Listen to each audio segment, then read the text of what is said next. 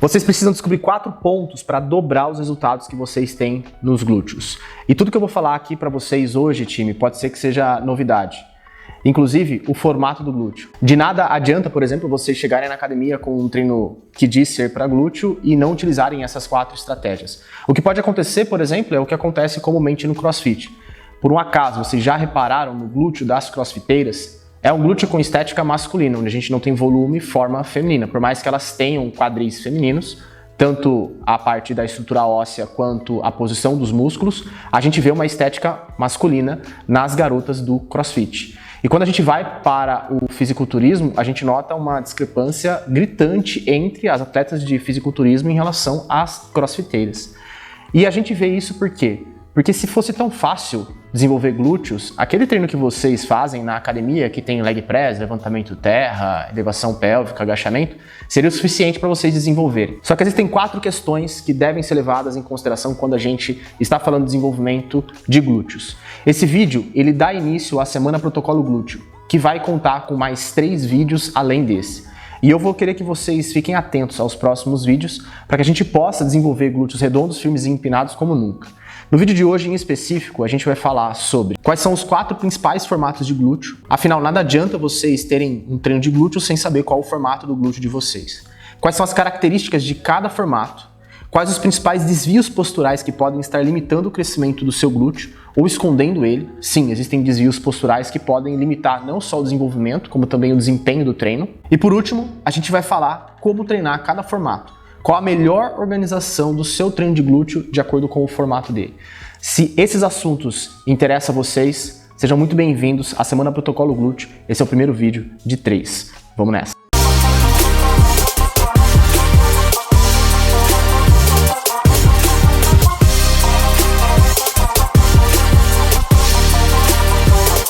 Muitos de vocês chegou aqui pela primeira vez. Para quem não me conhece, meu nome é Henrique de Mauro e eu sou criador da assessoria TDM. Assim como também eu idealizei o método Protocolo Glúteo, que é o método que eu vou apresentar para todos vocês e vocês vão entender o poder desse método na prática. Antes de começar tudo isso, eu quero que vocês observem essa imagem. Se eu perguntasse para vocês qual o formato do glúteo que vocês têm, vocês saberiam responder?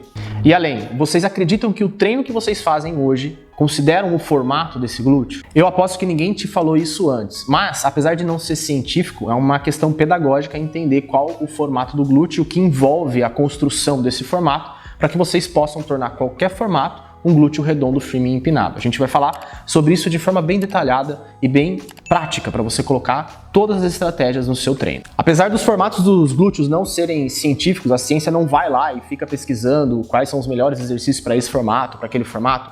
Isso é uma questão pedagógica e didática também para vocês entenderem que cada glúteo tem uma região de atrofia, hipoativação, hiperativação e associação com encurtamentos musculares e desvios posturais. A gente basicamente une o que existe na ciência com aquilo que a gente observou na prática. Aliás, muito do que a ciência prova hoje ser 100% verdadeiro veio de um estado empírico de anos atrás, como por exemplo a própria musculação. A musculação ela surgiu e os métodos de treino surgiram de maneira empírica e só depois a ciência foi comprovar cada método que os fisiculturistas utilizavam para desenvolver cada região do corpo, cada feixe muscular e por aí vai. Através das nossas observações práticas aqui dentro da TDM, a gente conseguiu provar que cada formato de glúteo necessita de um estímulo correto, onde a seleção e ordem desses exercícios que vão estar integrados no treino de glúteo podem modificar essa região e aperfeiçoar ou explorar melhor esse formato de glúteo. Eu acredito que ninguém tenha te falado isso antes e é por isso que talvez o seu desenvolvimento nunca chegou aonde deveria chegar. Afinal, eu aposto que muitos de vocês já chegaram na internet e pesquisaram aí qual que é o melhor treino de glúteo, quais são os melhores exercícios de glúteo e inclusive colocaram em prática. Pode ser que vocês até tiveram alguma melhora, mas essa melhora está longe de ser o máximo do potencial que vocês têm de melhorar. E a partir do momento que vocês pegam esses dados que eu vou passar para vocês, pode ter certeza que vocês terão os melhores resultados da vida de vocês. E indo além, a cada 10 pessoas que estão na academia treinando, apenas uma terá um resultado significativo além da média. Ou seja, vocês estão tendo a possibilidade de fazer parte de um exclusivo grupo de pessoas que tem resultados muito acima da média. Inclusive, é exatamente isso que esse estudo aqui verificou. Pessoas treinam sem ter resultados e na maioria das vezes desistem. Por mais que elas busquem informações, elas buscam informações equivocadas e não conseguem aplicar na prática. Esse gráfico que eu vou mostrar para vocês diz muito o que pode acontecer com vocês se vocês não colocarem em prática todas as estratégias que eu passar para vocês a partir de agora. Quando a gente aplica os mesmos exercícios tanto para homens quanto para mulheres, a gente vê homens em preto e mulheres em cinza, durante um protocolo de treino, a gente percebe que poucos homens e poucas mulheres desenvolvem ganhos significativos de massa muscular ao ponto de terem resultados estéticos. Daqui para trás são pessoas que ficaram na média, ou seja, toda essa galera aqui teve resultados pífios ou quase insignificantes. Apenas essa galera aqui desse quadrante teve resultados significativos ao aplicar um treino comum. Isso significa que, se a gente tem um resultado desse, considerando o bíceps, imagina os glúteos. Aliás, você já ouviu falar na complexidade que é treinar glúteo? Não? Então vem cá ver que eu vou te mostrar. O complexo glúteo é composto de 3 pares de músculos. Eu vou explicar para vocês aqui no papel e depois a gente vai para a academia. A gente tem o glúteo máximo, que é o músculo maior desse complexo. Depois a gente tem o glúteo médio, que ele fica logo abaixo do glúteo máximo, e depois o glúteo mínimo, que é o músculo mais profundo dos 3 pares que a gente tem aqui.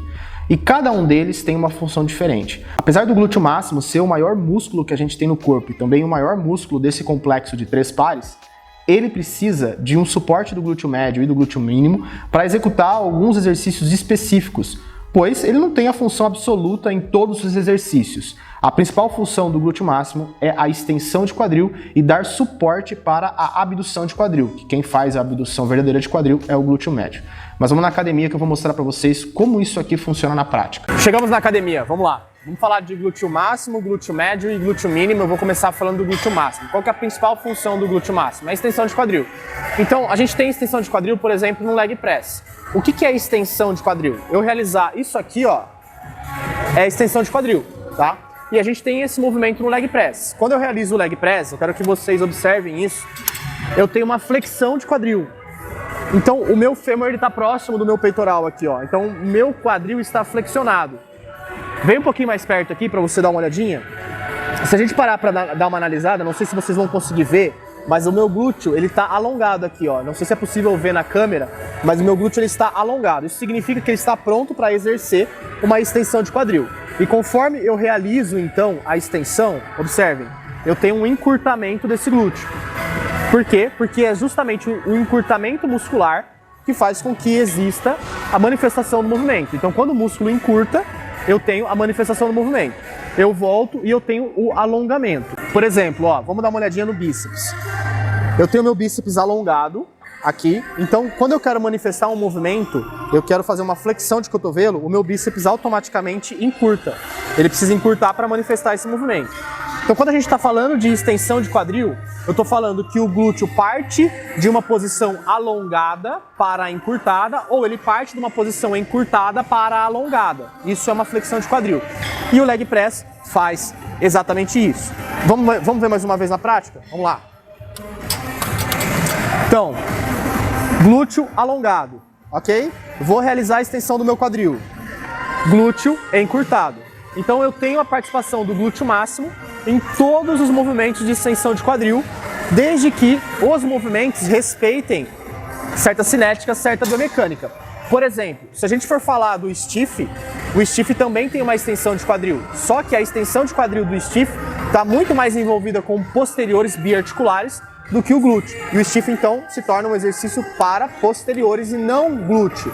Tá? O glúteo entra como um recurso secundário ali. Ele fica mais hipoativo no stiff. O que a gente tem ali de atividade são os posteriores. Beleza.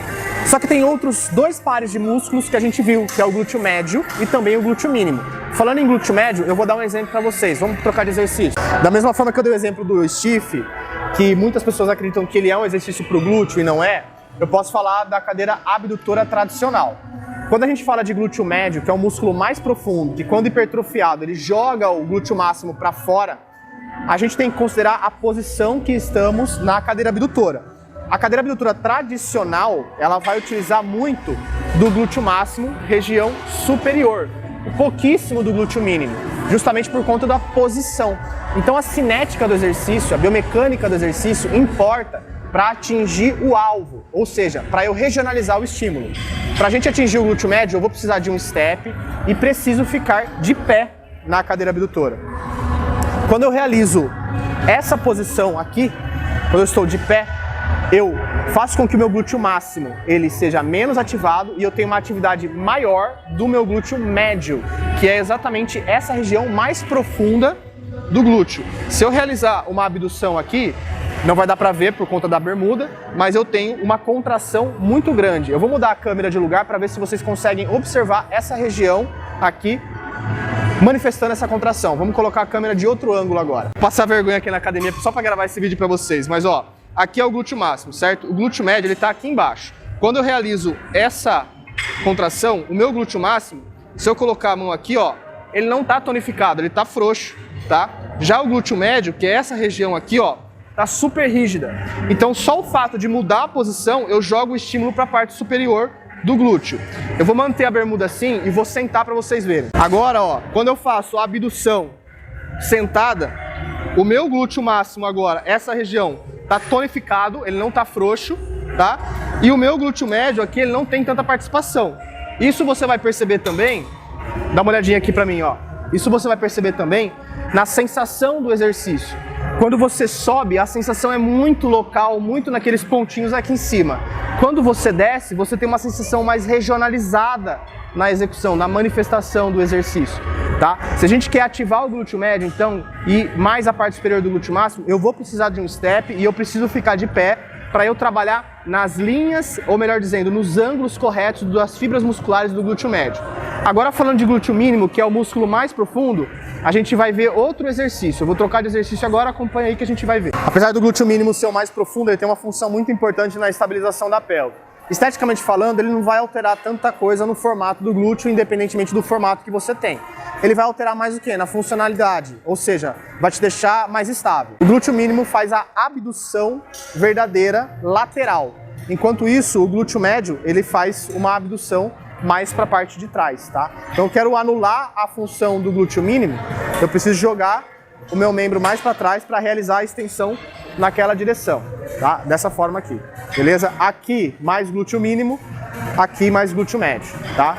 Essas são as três porções e eu quero que vocês entendam o seguinte: a variação e o posicionamento que vocês vão utilizar nos exercícios muda a forma com que você explora o complexo glúteo.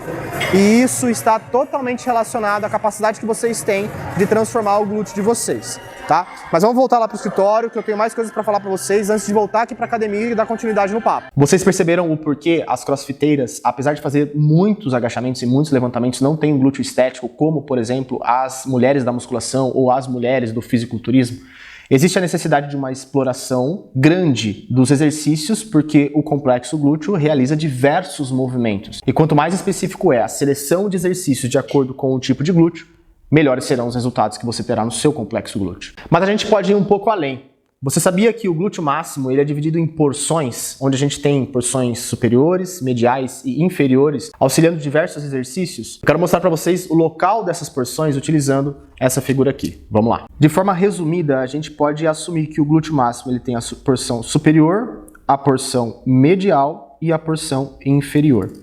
E a forma com que a gente treina vai fazer com que a porção superior seja mais ativada, a medial ou a inferior.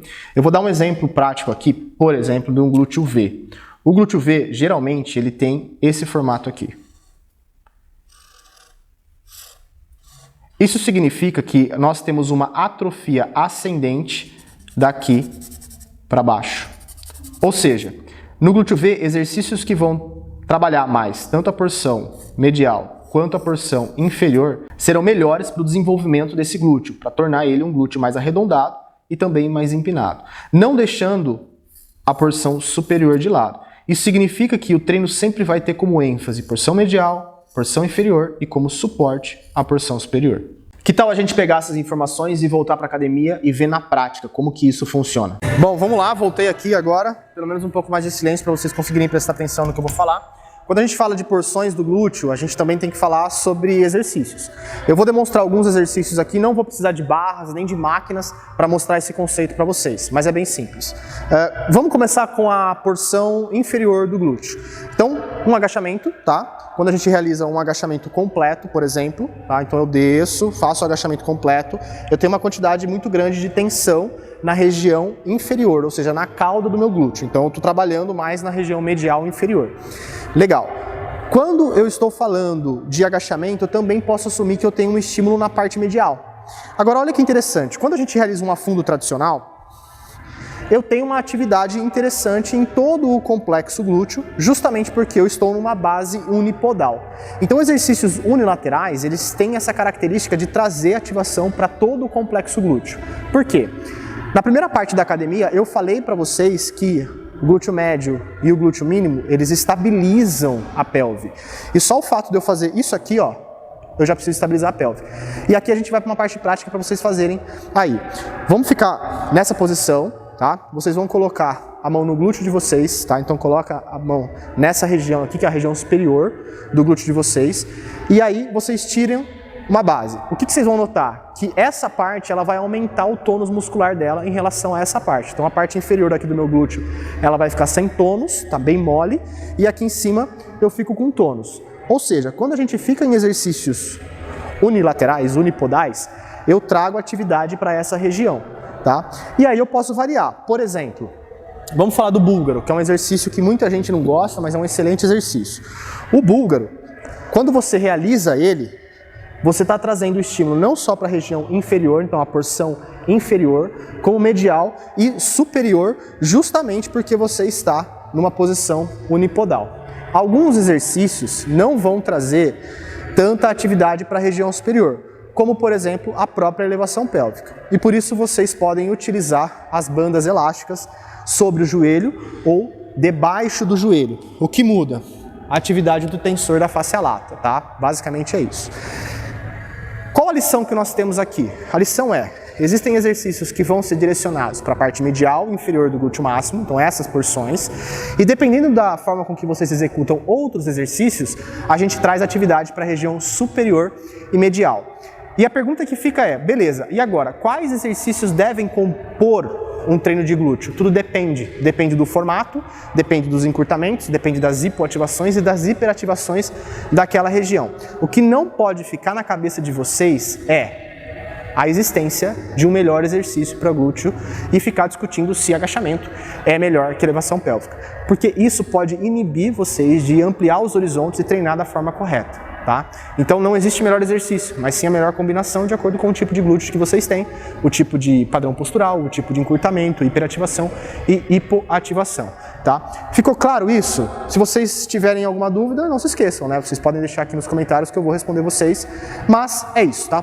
Cada porção do glúteo vai ser melhor utilizada dependendo do exercício, e em alguns exercícios que nós não conseguimos ativar a parte superior, as bandas elásticas são bem-vindas para causar uma abdução de quadril junto com uma extensão de quadril.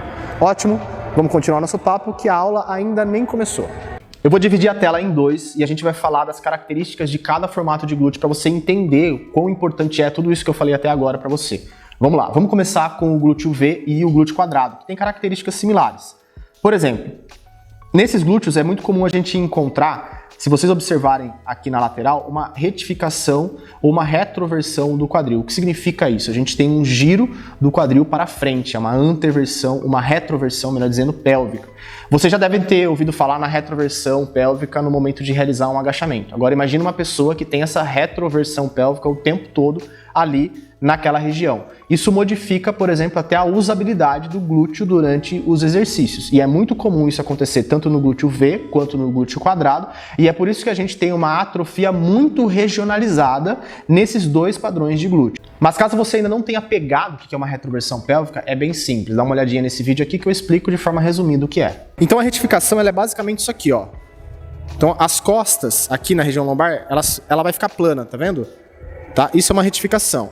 E automaticamente, como eu tenho esse giro da pelve, essa retroversão pélvica, isso é uma retroversão pélvica, eu tenho alguns músculos aqui da frente sendo encurtados, outros músculos aqui atrás também sendo encurtados, como principalmente o glúteo, e alguns outros músculos sendo alongados. Agora, isso aqui, ó, é uma hiperlordose lombar. Tá? Então a minha lombar ela vem para dentro. tá? E aí muda completamente o padrão de encurtamento, o padrão de ativação e o padrão de alongamento. Por exemplo, aqui meu glúteo está alongado, aqui meu glúteo está encurtado. Então só o fato de vocês terem essas alterações já muda completamente tanto a administração do treino, como também o que vai compor aquele treino nas 3 fases do treinamento. Fase de inibição, preparação, construção e lapidação. Beleza? Ficou claro isso? Legal, vamos voltar aqui, ó. Além dessas características, caso a mulher, principalmente, ela tenha um histórico de lombalgia, ou seja, dores frequentes na lombar, a gente tem uma atrofia generalizada dos glúteos. Por quê? O glúteo, apesar dele ser muito valorizado esteticamente, ele tem uma função de proteção da lombar e de toda essa região de core muito importante. Aliás, a maioria das dores lombares que a gente tem, tanto em homens quanto mulheres, estão associadas à hipoativação e fraqueza nos glúteos. Mas quando a gente olha em relação à largura do quadril e também ao comprimento do fêmur, não se nota tanta diferença assim entre esses dois formatos. O que pode acontecer é que mulheres mais altas vão ter um fêmur mais alongado do que mulheres mais baixas, mas isso não vai trazer grandes diferenças quando a gente olha para um glúteo V e um glúteo quadrado. A principal diferença sempre vai estar nessa retificação da lombar, assim como nas regiões atrofiadas do complexo glúteo de ambas. Agora vamos dar uma olhadinha no padrão de acúmulo de gordura entre esses dois glúteos. O que a gente pode notar aí? Que tem uma concentração de gordura na região lateral superior e interna inferior no formato em V, só que no formato quadrado esse acúmulo ele ocorre de maneira mais pronunciada na região lateral superior e inferior. Olhando para a imagem, vocês vão conseguir notar aonde está o padrão de acúmulo de gordura. E a gente tem que entender que a gordura no glúteo é como se fosse o glacê do bolo. Enquanto a massa, de fato, é a massa muscular, para deixar o bolo mais bonito, mais harmônico, a gente precisa do glacê. E é o glacê que vai dar a forma. Ao pensar nisso, quando existe a hipertrofia regionalizada, ou seja, quando a gente corrige a atrofia desses glúteos, a gente vai fazer com que essa gordura ela seja melhor distribuída, causando um aspecto muito mais estético. Por isso é importante também saber qual o padrão de acúmulo de gordura da região no seu caso. E já que eu mencionei a questão da musculatura, vamos dar uma olhadinha no glúteo V. A atrofia ela é global, mas a gente tem uma acentuação lá na região média do glúteo máximo e também na região inferior, como eu já expliquei para vocês no desenho anterior. No quadrado, a gente tem uma atrofia no glúteo médio, feixes superiores do glúteo máximo e no próprio glúteo mínimo em proporções similares. Mas isso não significa que uma pessoa que tem glúteo quadrado vai deixar de treinar a região medial inferior. Tanto é que para a gente desenvolver um glúteo mais arredondado, a gente precisa de uma hipertrofia no glúteo máximo, tanto na região medial quanto na região inferior. Só que esse arredondamento só acontece quando a região superior do glúteo máximo e a região superior do glúteo médio, principalmente a lateral externa, também acompanha essa hipertrofia. Então nada adianta dar muita ênfase para a parte superior e deixar de lado a parte inferior, principalmente no glúteo quadrado. Agora vamos trocar o exemplo e vamos falar do glúteo coração, que pode ser o caso de alguns de vocês aí.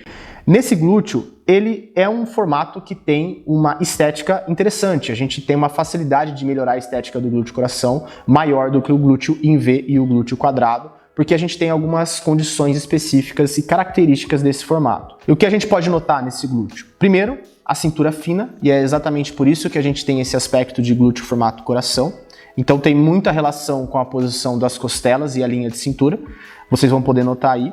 E o acúmulo de gordura é localizado na região medial lateral externa e inferior e deve ter uma possível acentuação da curvatura da lombar, podendo ou não ter uma hiperlordose lombar. Isso daí a gente consegue verificar através de fotos e é por isso que quando a gente vai aplicar o método protocolo glúteo em todos que realizarem a inscrição, a gente vai analisar as fotos para ter assertividade no momento da escolha do método certo, levando em consideração não só o formato do glúteo, mas também um possível desvio postural, o que pode acontecer, por exemplo, no glúteo coração. Falando especificamente da musculatura do glúteo máximo, nesse formato, a gente tem uma certa característica anatômica do glúteo máximo ali. A gente tem um ventre muscular mais ressaltado. Isso significa que a parte medial e inferior do ventre muscular e também a parte baixa, a parte caudal do glúteo máximo, ele vem mais para fora, dando esse aspecto de glúteo no formato coração, associado também a um quadril levemente mais largo do que uma pessoa que tem um glúteo V e um glúteo quadrado. Mas por conta desse quadril ser relativamente mais largo, a gente tem que considerar que quanto mais largo o quadril, maior é a inclinação do fêmur para dentro. Isso significa que quando o fêmur está inclinado para dentro, a gente tem ali um joelho valgo ou uma ocorrência mais propícia de um valgo dinâmico, que é simplesmente realizar os exercícios e o joelho cair para dentro. Devemos considerar que, por conta desse fato estar ocorrendo nesse formato de glúteo, é bem provável que exista uma hipoativação da região superior do glúteo máximo e também do glúteo médio como um todo, o que deve ser considerado no momento, por exemplo, de uma preparação para um treino de glúteo para tornar esse glúteo mais arredondado, mais empinado e mais firme. E uma observação importante que eu quero deixar para vocês, apesar de ver um glúteo estético nessa visão, quando olhamos para essa pessoa numa visão lateral, é bem comum a gente ter um glúteo bastante caído nessa galera. Agora vamos falar do glúteo redondo. Bom, o glúteo redondo, que é um glúteo que a maioria das mulheres gostaria de adquirir, é um glúteo possível de ser adquirido. O glúteo V pode se tornar um glúteo mais arredondado, um glúteo quadrado pode se tornar um glúteo mais arredondado, assim como também o glúteo de formato coração. Mas, falando especificamente do glúteo redondo, a gente tem um acúmulo de gordura distribuído pelo glúteo todo, e isso facilita esse arredondamento. Quando eu falei para vocês que a gente tem que pensar no glúteo como um bolo, onde a massa é a musculatura e o glacê é a gordura, no glúteo redondo, esse glacê, a gordura no caso, ela é muito bem distribuída, trazendo uma estética melhor para esse glúteo. E isso, ao mesmo tempo que é bom, pode ser ruim, porque pode limitar um pouco a visão de quais músculos podem estar mais atrofiados ali no complexo glúteo, assim como qual região pode estar mais atrofiada nesse complexo. E falando disso, a gente também não pode desconsiderar que a coluna lombar ela não tem uma acentuação tão significativa, ou seja, não é muito comum eu ter uma hiperlordose lombar num glúteo arredondado, tá? Justamente porque para ter esse formato arredondado eu preciso de uma correção postural. Então a hiperlordose lombar ela pode inibir não só o desenvolvimento do glúteo, como também a estética dele. Apesar da gordura, digamos que embaçar a análise desse glúteo, a gente tem que assumir que tem uma proporção entre região superior, medial e inferior de todo o complexo glúteo simétrica, ou seja, o músculo ele tende a ser mais simétrico do que todos os outros formatos de glúteo. Só que não é porque você tem um glúteo arredondado que você não deve dar atenção a ele, muito pelo contrário. Se você já tem um glúteo arredondado, é importante você tomar cuidado no seu treino para não perder esse formato arredondado conforme o tempo passa, para você também não ficar com as coxas muito hipertrofiadas, posteriores pouco hipertrofiados e o glúteo começar a ficar sem destaque no seu corpo. Bom, gostaram dessas análises? Agora a gente pode falar um pouquinho da parte prática, porque se vocês não colocarem tudo isso que eu falei em prática ou não entenderem que isso pode causar no corpo de vocês, é bem provável que vocês vão pegar essas informações e não vão notar diferença nenhuma no momento de aplicar.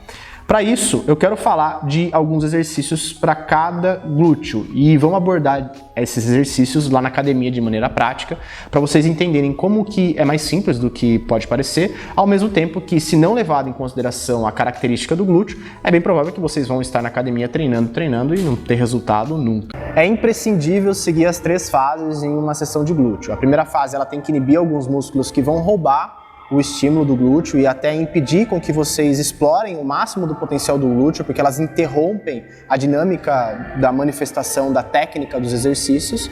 A segunda fase é a fase de ativação, então eu preciso acordar alguns músculos que estão hipoativos. O glúteo é um músculo hipoativo, a gente está o tempo todo não utilizando muito ele. Ninguém aqui passa o dia, por exemplo, quando vai caminhar subindo rampa. E para a gente subir a rampa, a gente precisa de uma atividade aumentada de glúteo. Ninguém faz isso, né? A gente está caminhando em solo plano, frequentemente, na maioria das vezes, ou nós estamos sentados. Então isso faz com que o glúteo fique hipoativo. E a terceira fase é a fase de construção e lapidação. Todas elas precisam de exercícios característicos de acordo com o tipo de glúteo, porque ele manifesta, ou seja, ele indica um grau de hipertrofia em alguma região, assim como também ele pode nos dar visões específicas de padrões alterados da postura, padrões de alterações posturais. Por exemplo, quando a gente fala de glúteo V e glúteo quadrado, a tendência de ter uma retificação na lombar é grande. A gente só precisa casar isso na avaliação das fotos. A gente vai fazer isso para vocês no protocolo glúteo, tá? Um exercício de inibição super interessante para esse tipo de glúteo é o espacato. Então, eu iniciar o treinamento realizando esse exercício aqui, ó, deixa eu virar um pouquinho aqui para vocês. Esse exercício aqui, e com uma certa dinamicidade, ou seja, eu ter um pouco de movimento para trabalhar também não só a flexibilidade muscular, mas a mobilidade articular, faz com que eu diminua a tensão dos adutores, que são esses músculos que estão aqui dentro da coxa. O que isso vai fazer?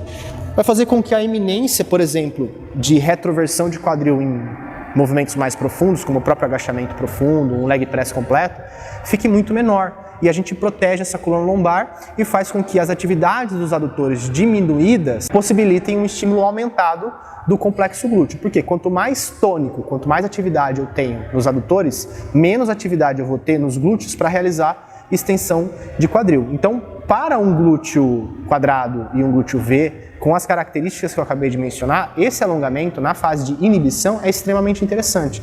Agora, por exemplo, quando a gente fala de um glúteo redondo, vamos falar de uma fase de ativação. Um glúteo redondo, ele tem várias características interessantes no padrão de acúmulo de gordura, a distribuição da própria massa muscular, a proporção dessa massa muscular na região. Mas, como eu já mencionei, o tempo todo nós estamos com o glúteo hipoativo e o glúteo médio, também a região superior do glúteo máximo, ela está em hipoativação nesse padrão de glúteo, nesse formato de glúteo também. O que a gente pode fazer? Uma abdução de quadril, tá? O próprio glúteo concha, para fazer com que eu tenha mais atividade. Eu posso usar a banda aqui ou eu posso usar a banda elástica acima do joelho, tá? Acima do joelho eu tenho maior controle, maior percepção e faz com que a atividade dessa região prepare melhor essa pelve para entrar em ação nas extensões de quadril, nos movimentos que precisam de extensão de quadril, de estabilização e por aí vai. Agora, quando a gente fala de construção, um glúteo V e um glúteo quadrado, eles se dariam super bem, por exemplo, num agachamento. Justamente porque o agachamento ele traz toda a atividade ali, durante a execução, para a região medial e caudal do glúteo. Para um glúteo coração, a gente pode trazer uma outra ideia. Por exemplo, o búlgaro para o glúteo coração é mais interessante. Por quê? Quando eu faço o búlgaro, eu estou em posição unipodal. Então eu tenho uma atividade aumentada da região medial superior do glúteo quando eu estou realizando o búlgaro. Então, para um glúteo coração, seria bem interessante o búlgaro. Então, cada fase, ela precisa de um conjunto de exercícios, sejam alongamentos ou mobilidade, sejam exercícios com banda elásticas ou nos equipamentos na fase de ativação e outros exercícios na fase de construção e lapidação para trazer o estímulo certo de acordo com o padrão de glúteo. Eu vou reforçar mais uma vez que isso não é científico, mas através de um processo observacional, a gente conseguiu entender que essas estratégias funcionam com os nossos alunos. Tanto é que quando vocês clicarem no link aqui embaixo para ver a aplicação completa do método protocolo glúteo, vão ter vários antes e depois que foram construídos, pautados nesses princípios, tá? Cliquem lá embaixo para vocês verem se vocês vão gostar. Vamos terminar esse vídeo, encerrar, tem mais algumas coisas que eu preciso falar para vocês e aí eu vou esperar vocês na aplicação completa do método protocolo glúteo aqui dentro da assessoria TDM. Tudo isso que vocês acabaram de ver faz parte do método protocolo glúteo, que é um método que a gente utiliza aqui na assessoria TDM para quem gostaria de ter glúteos redondos, firmes e empinados, considerando o formato do glúteo, os possíveis desvios posturais, encurtamentos, algumas articulações que devem estar enrijecidas, tornando a aplicação do método muito mais interessante. Aqui embaixo você vai poder clicar no link e já fazer parte da aplicação completa do protocolo glúteo e ter tudo isso em mãos. A gente vai entregar toda uma jornada de acompanhamento onde você vai ter a sua avaliação sendo feita por profissionais treinados e também a seleção correta dos exercícios e do protocolo para que você possa transformar o seu glúteo em glúteos redondos, firmes e empinados.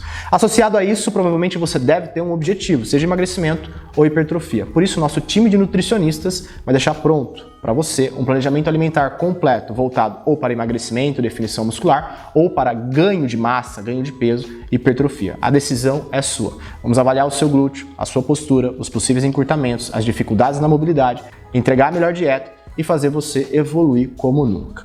Lembrando que esse é o primeiro vídeo dos outros 3. Se você já decidiu que o protocolo glúteo realmente faz sentido para você, eu, no seu lugar, clicaria no link aqui embaixo e realizaria a inscrição para começar o quanto antes a transformação dos seus glúteos. Aqui embaixo você vê quanto custa, quais são os bônus, o que está incluso e ainda mais aquilo que a gente vai fazer com você. Você vai ter muitas transformações como exemplos aqui embaixo e eu espero que você esteja preparado para a fábrica de glúteos, o método que é capaz de transformar qualquer glúteo em glúteos redondos, firmes e empinados. Um abraço e a gente se vê ou lá dentro do protocolo glúteo, ou no próximo vídeo, ou nos dois.